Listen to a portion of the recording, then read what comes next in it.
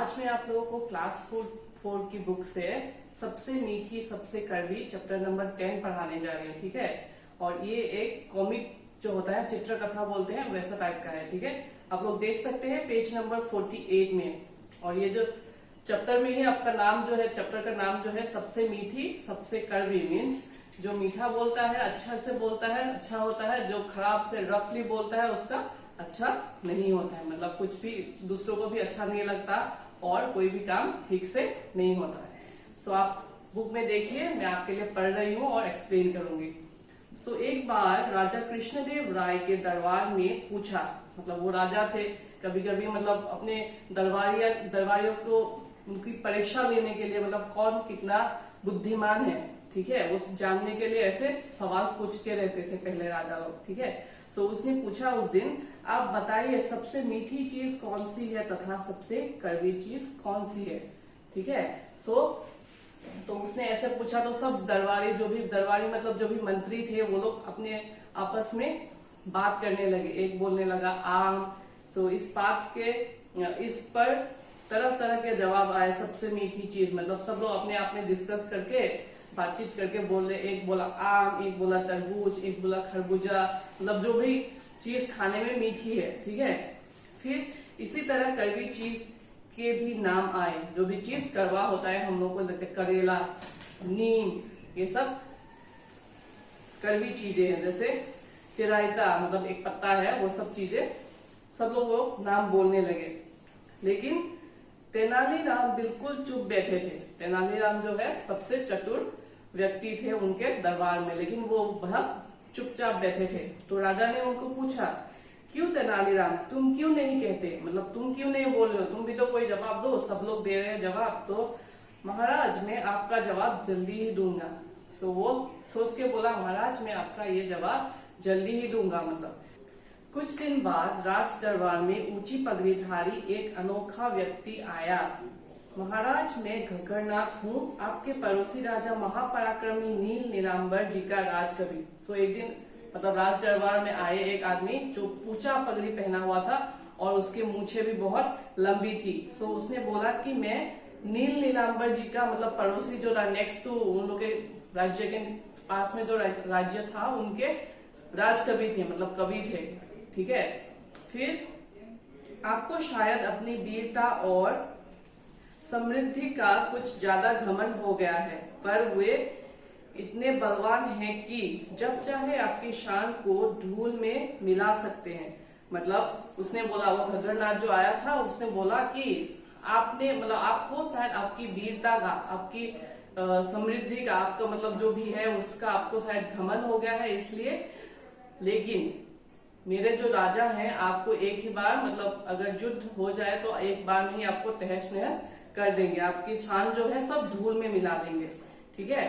फिर यह सुनकर राजा कृष्णदेव राय ही नहीं, सभी सभादर भी क्रोध से थर थर कांपने लगे। मतलब वो बात सुन के जो भी थे वहां पे मिनिस्टर्स या फिर मंत्री जो भी है राज दरबार में जो भी बैठे हुए थे, वो सब गुस्सा हो गए और बोले कि तुम्हारी इतनी जरूरत, तुम हमारे राज्य में आके हमें ही मतलब भला बुरा कह रहे हो और हमारे बारे में ही खराब कह रहे हो। तो ऐसा सब गुस्से में मतलब क्या क्या बोलने लगे। फिर ठहर दुष्ट, तुझे तेरी दुष्टता की सजा मिलेगी, हम तुझे कारागार में मतलब ठहर, तुझे आज मतलब ऐसी पनिशमेंट, तुम्हें ऐसी सजा मिलेगी कि तुम सारा पूरा जीवन भर अपने मतलब जेल में बिताओगे। ठीक है। फिर ऐसे बोलते बोलते ही पर वो अपनी बात पूरी करते, मतलब जैसे ही राजा ने वो बोला मतलब अपनी बात पूरी करने का समय मतलब कर नहीं पाए, तभी क्या हुआ कि जो भी मतलब जो आदमी था लंबा मूछ ऊंची पगड़ी वाला, उसने क्या किया, इससे पहले ही चमत्कार हुआ। घग्गरनाथ ने देखते ही देखते अपनी दाढ़ी और पगड़ी उतारी तो सब चौंके। सामने तेनालीराम खड़े थे, मतलब ऐसे ही मतलब तुझे मतलब उससे सजा देने ही वाले थे, तभी उन्होंने अपना मूछे निकाले फिर पगड़ी उतार दी। तो कौन था? तेनालीराम था। ठीक है। फिर तेनालीराम, सब लोग हंस पड़े। ठीक है। हे पृथ्वीनाथ, किसकी इतनी हिम्मत है कि दरबार में आपकी बेअदबी कर सके? मैंने तो सिर्फ आपकी बात का जवाब दिया था। मतलब किसकी ऐसी जरूरत हो सकती है कि आपके राज्य में आपको ललकारे? लेकिन मैंने तो आपने जो प्रश्न पूछा था पहले एक दिन, सबसे मीठी चीज क्या है, सबसे कड़वी चीज क्या है, उस सवाल का जवाब दे रहा था। फिर क्या मतलब, तुम क्या बोल रहे हो, समझ में नहीं आया।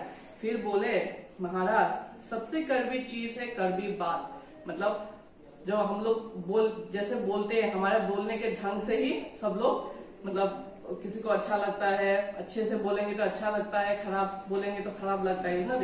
तो उसी तरह से उसका जो बोलने का ढंग था कि आपको शायद आपकी शान का घमंड हो गया है, ऐसे आपको मेरे राजा आपकी राज्य को धूल में मिटा देंगे, ये सब मतलब खराब बात हुआ। तो उसको मतलब राजा को गुस्सा आ गया। सो वही बोल रहे कि सब कड़वी चीज है कड़वी बात। इसी कारण आप घग्गरनाथ की बात सुनते ही इतने क्रोध में आ गए कि उसे कारागार में डालने की बात सोचने लगे। मतलब जैसे ही आपको ये सब सुना तो आप तो अभी मुझे कारागार में ही डाल देते अगर मैं दाढ़ी मूंछ नहीं उतारता तो।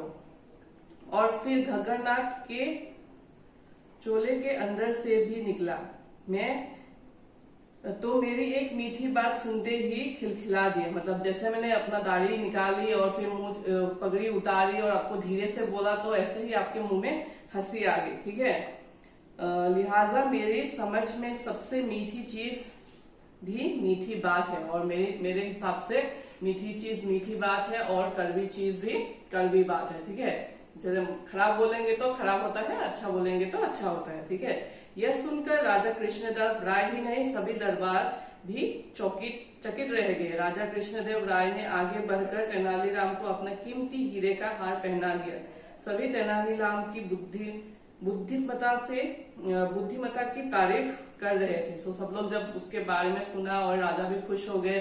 फिर राजा ने अपने गले का हीरे का हार उसे पहना दिया और सब लोग वाह वाह करने लगे तेनालीराम की। सो इसमें जो मेन थीम है, जो शिक्षा मिलती है इस बात से, इस चैप्टर से है, सबसे मीठी चीज है मीठी बात और सबसे कड़वी चीज है कड़वी बात। इसलिए हमें किसी से बात करते समय हमें प्यार से अच्छे से बात करना चाहिए। अगर गुस्सा आए भी तो गुस्से को काबू में करके अच्छे से सब समझाना चाहिए, ताकि कोई जो सामने वाला है बात ठीक से समझ सके और अच्छा जो भी करने जा रहे हैं अच्छा हो, ठीक है।